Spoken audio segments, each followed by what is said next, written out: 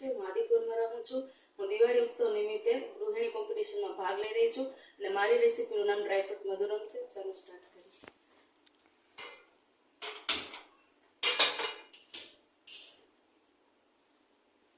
સૌથી પહેલા આપણે 160 ગ્રામ ખાંડ લેવાની છે।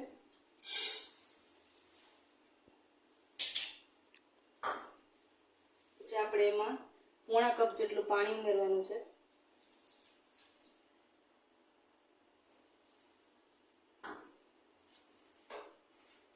આપણે આની એક તારની ચાસણી બનાવવાની છે। આ થાય ત્યાં સુધી આ બદામનો પાવડર છે તેને સૌથી પહેલા આ બનાવવા માટે બદામને પાણીમાં 2 મિનિટ ઉકાળી લેવાની। પછી એને ડ્રેન કરી અને પછી એને ફોતરા કાઢી અને પછી મિક્સચરમાં ક્રશ કરવાની। એક ઝાટકે નહીં પણ ચાલુ બંધ કરી અને આ બદામનો પાવડર તૈયાર કરવાનો છે। અને આ કાજુ પાવડર બનાવવા માટે કાજુને સૌથી પહેલા રેફ્રિજરેટરમાં 4 કલાક રાખવાના અને પછી એને પીસવાના છે। હવે આને એક તારની ચાસણી થઈ ગઈ છે। હવે આપણે આમાં સૌથી પહેલા બદામનો પાવડર નાખશું અને હવે કાજુનો પાવડર નાખશું। બધું મિક્સ કરી દેવાનું છે।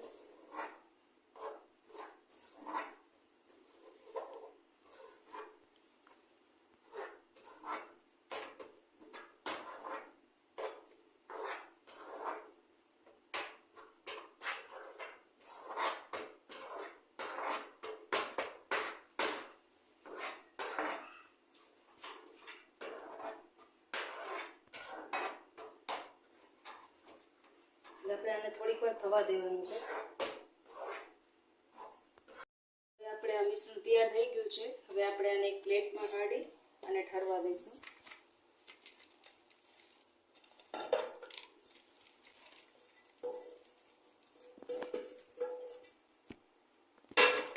બસ હવે આપણું આ મિશ્રણ એકદમ ઠરી ગયું છે।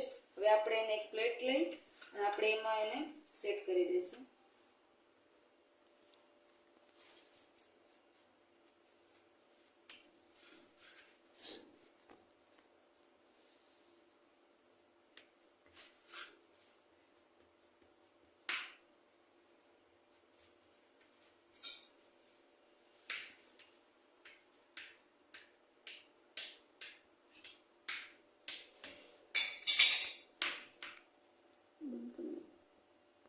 હવે આપણે બેઝ સેટ થાય ત્યાં સુધી આપણે બીજું ઉપરનું ડ્રાયફ્રૂટનું લેયર તૈયાર કરી લઈ।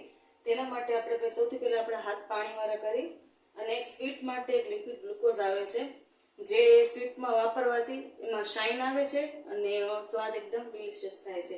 સૌથી પહેલા પાણીવાળા હાથ કરી અને ગ્લુકોઝને 1.5 ટેબલસ્પૂન જેટલો લેવાનો છે। તો આપણે આમાં હાથ પાણીવાળા કરી અને પછી જ નાખવાનું છે ને લઈ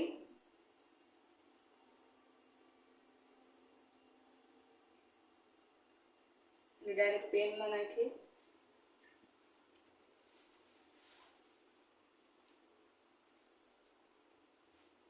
આવી રીતે 1.5 ટેબલસ્પૂન જેટલો લઈ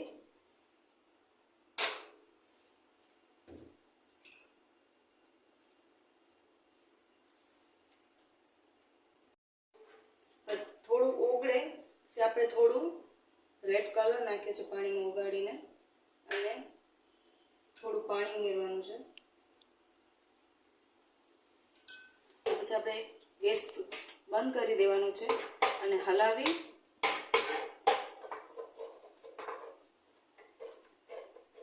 અને પછી આપણે એમાં આપણા ડ્રાયફ્રૂટ ઉમેરી દેવાના છે જે એક બાઉલ લીધેલા છે જેમાં કાજુ બદામ અને પિસ્તા નાખેલા છે।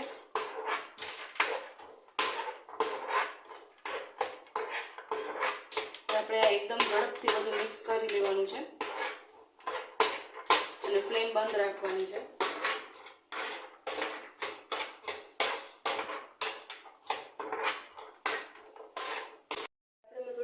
પાંદડી નાખી અને મિક્સ કરી દેવાનું છે અને હવે આપણે જે બેઝ બનાવ્યો છે તેની ઉપર આ જે લેયર છે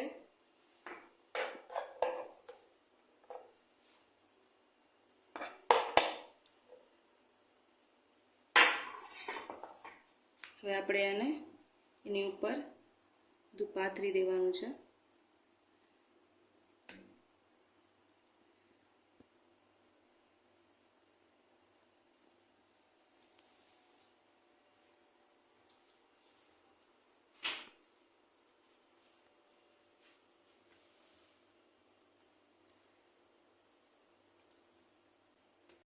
હવે આપણે આને પિસ્તાની કતરણથી ડેકોરેશન કરી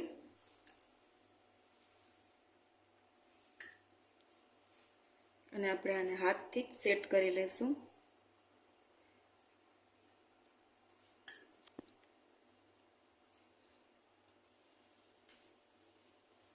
હવે આપણે આને 2 કલાક માટે રેસ્ટ આપશું અને પછી આપણે આ સેટ થઈ ગયું છે. હવે આપણે આના પીસ કરી લેશું.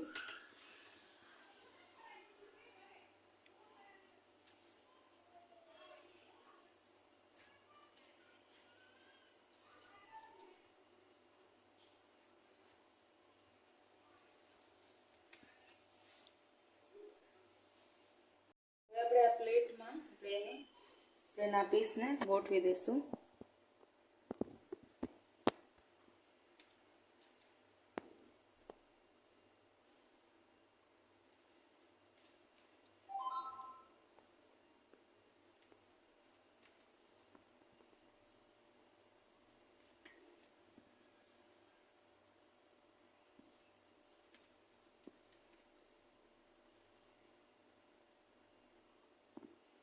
હવે આપણા ઉપર આપણે આને પિસ્તાની કતરણથી અને ગુલાબની પાંદડીથી ગાર્નિશિંગ કરી દઈશું.